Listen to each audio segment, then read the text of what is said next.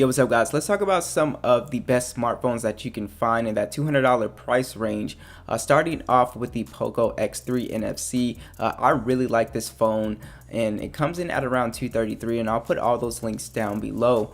So this is an awesome little budget phone to pick up. So it's actually got an aluminum frame, plastic back on here. It's IP53 dust and splash proof, so you can kind of get it wet in the rain. And I think the design on here is pretty bold. It's pretty unique, especially with the camera module. So you have a massive 6.67-inch display on here, so it's definitely a big phone. It's an IPS display at 120 Hz, which means it's extremely silky smooth display. So scrolling, playing games at 120 Hz is going to look really smooth and really awesome on this display. It also has 395 for the PPI, so it's fairly sharp, along with the punch hole in the middle and respectable bezels. This phone does come out of the box with Android 10. You will be getting Android 11, and it does run MIUI 12. So you do have the Snapdragon 732G and the Adreno 618. So this phone was pretty much, powerful enough to handle MIUI and not stutter and really lag all over the place. This phone did pretty good for casual gaming, playing PUBG, Call of Duty Mobile, just fine. Of course, you're not going to be able to max stuff out, but my experience gaming on here was fine. You also have micro SD support, and the base model is 64 gigs and 6 gigs of RAM, but there is a 128 gig version. You pay a little bit more money. Also, you have some really nice sounding stereo speakers, which is something that I love. Very loud. They have good bass presence as well. They don't distort, so I really like that. And it keeps the headphone jack on here as well with NFC, and you also get an infrared port, so you can use this as a remote controller or something like that, which is something that I really like. The fingerprint scanner is side mounted, and it's on the power button. I think it's one of the best places to put it. It's just really fast getting into this device. So this phone does not really let you down when it comes to camera quality. It's a 64 megapixel standard and a 13 megapixel ultra wide with a 2 megapixel macro and depth sensor. You also have 4K video on the back and then 1080p video on the front, along with a 20 megapixel selfie.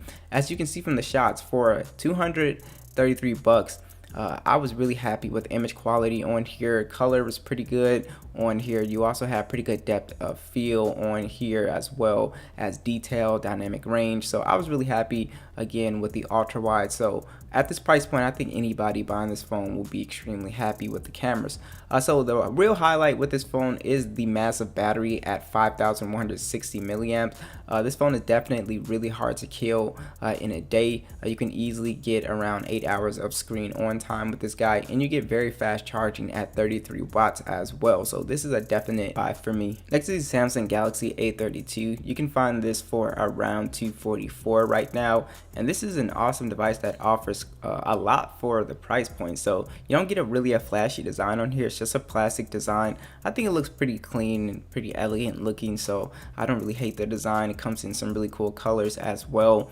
But the highlight with this phone is the Super AMOLED display, and it's at 90 Hz. So it's a super smooth, beautiful display on here color wise.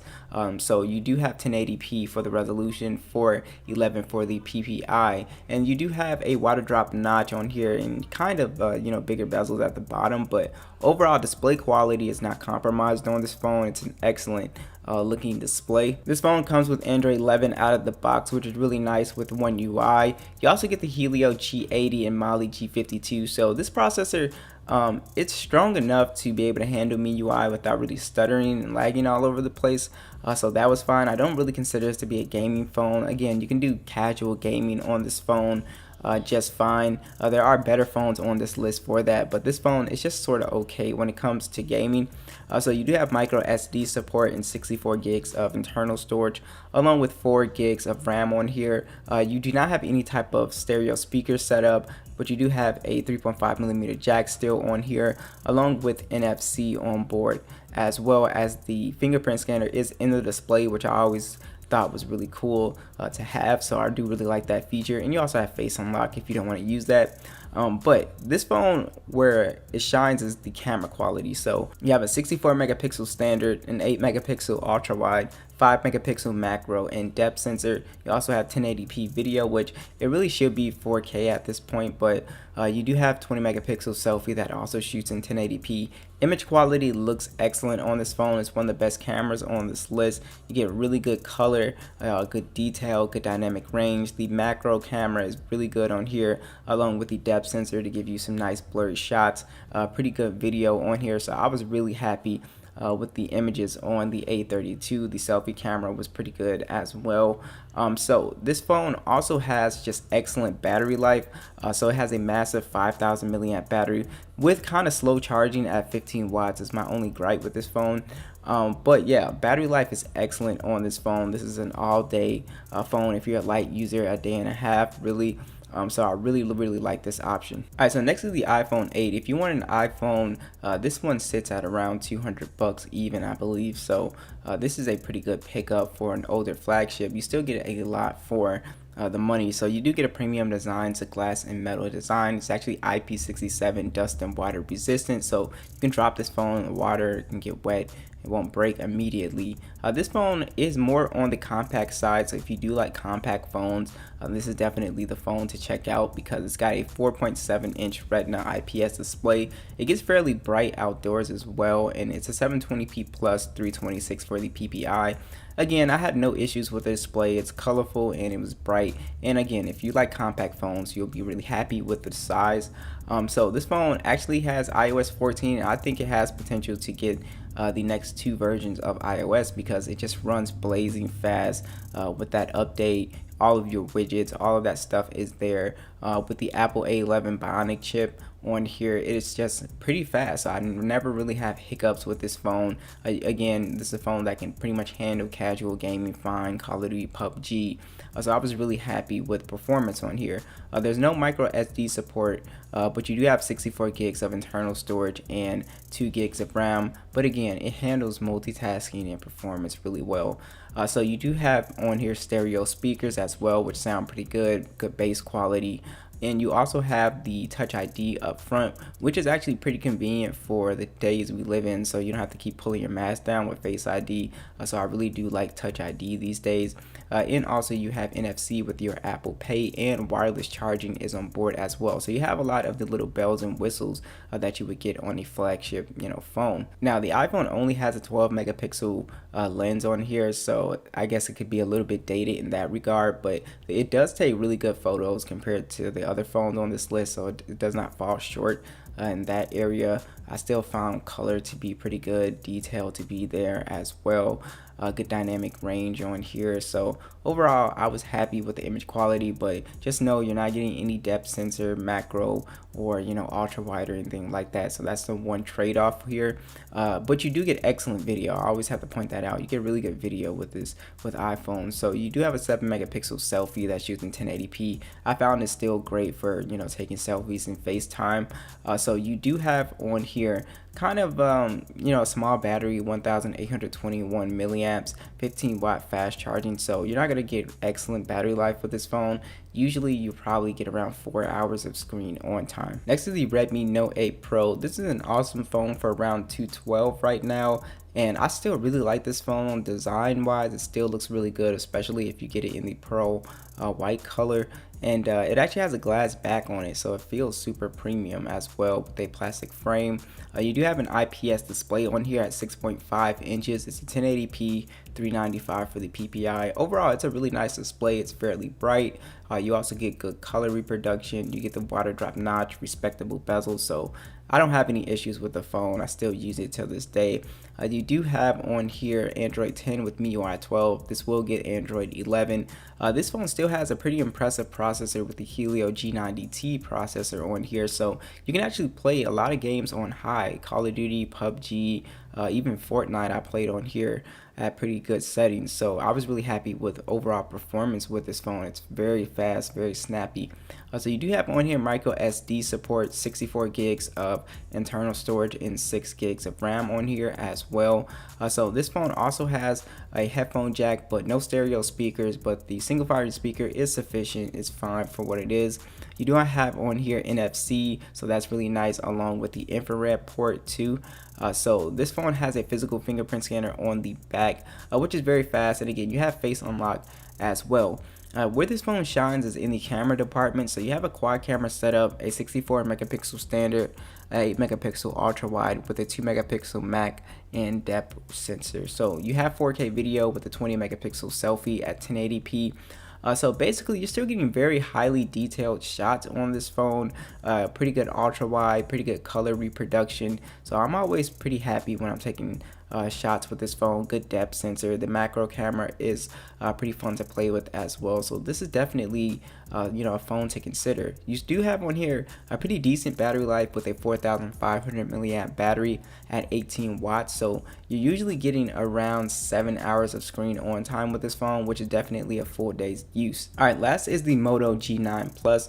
This is a massive phone, the biggest phone on the list. So if you want something that's just really big, as far as screen wise, then this is it. It comes in at $212 right now on Amazon. Again, all links will be down below. Nothing too fancy. It's a plastic design, has a good feel in the hand, has a good weight. Also, I really like the camera module setup, but it's a 6.81 inch IPS display, HDR10, 1080p, 386 for the PPI. So again, the highlight is it's a massive display, gets fairly bright, and you also have pretty good color in it. You also get that punch hole on the left hand side, which I really like. It comes with pretty much a near stock version of Android, which is also another highlight with this phone. So it was really snappy and fast. I really didn't get any type of lag with this phone.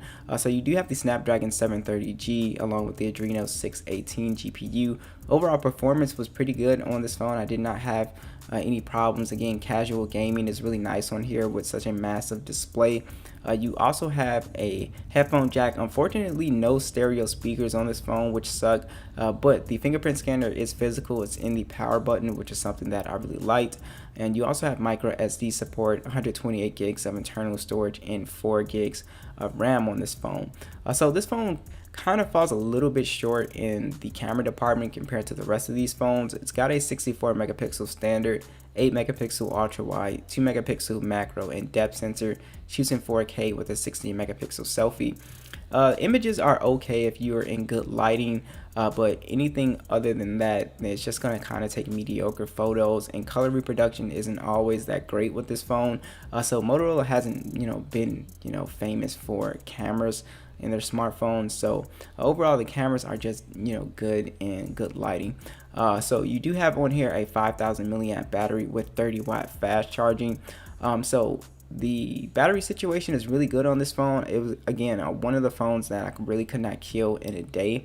So you can easily squeeze around 7 to 8 hours of screen on time with this phone. Also, I want to throw in an honorable mention: the LG G8X. You can pick up the phone just by itself for $229, and then later on you can add that dual screen case to this phone, and which will make it into a multimedia multitasking beast pretty much.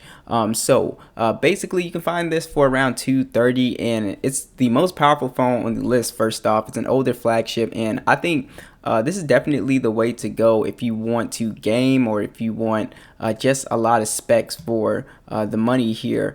So you do have a premium design on here, aluminum frame, glass back. It's IP68 dust and water resistant. You even have a really nice, beautiful OLED display at 6.4 inches. It's 1080p, has a water drop notch, 403 for the PPI. Overall beautiful display, pretty bright and pretty colorful as well. Android 10 out of the box with the Snapdragon 855 and Adreno 640. Basically, this phone is still going to be a beast performance wise, and especially if you're trying to game on this phone as well. And also remember, you can take advantage of the dual screen case when you're gaming, so it really turns into a gaming beast as well. Micro SD support is on board with 128 gigs of internal storage and 6 gigs of RAM. You also have stereo speakers on here too, which sound really excellent, but on top of that, you also have a 3.5 millimeter headphone jack with the quad DAC as well. So I really like that on the G8X. NFC is on board. Your fingerprint scanner is under the display. That works really well too. The cameras on the G8X are pretty good as well, especially for this price point at 12 megapixel standard and a 13 megapixel ultra wide. You get 4K video with a 32 megapixel selfie that also shoots in 4K. So overall, you can see the images yourself. You're still getting pretty excellent photos with this phone, and on top of that, you do have pretty good battery life, 4,000 milliamp battery with 21-watt charging and wireless charging as well. So you're getting a lot for your money with this phone. So if you want the most specced out phone, but remember, it is an older flagship, so yeah, it might not get security patches and updates as fast as some of these other ones, but definitely would consider this. Alright guys, thanks for watching. I'll catch you guys in the next one.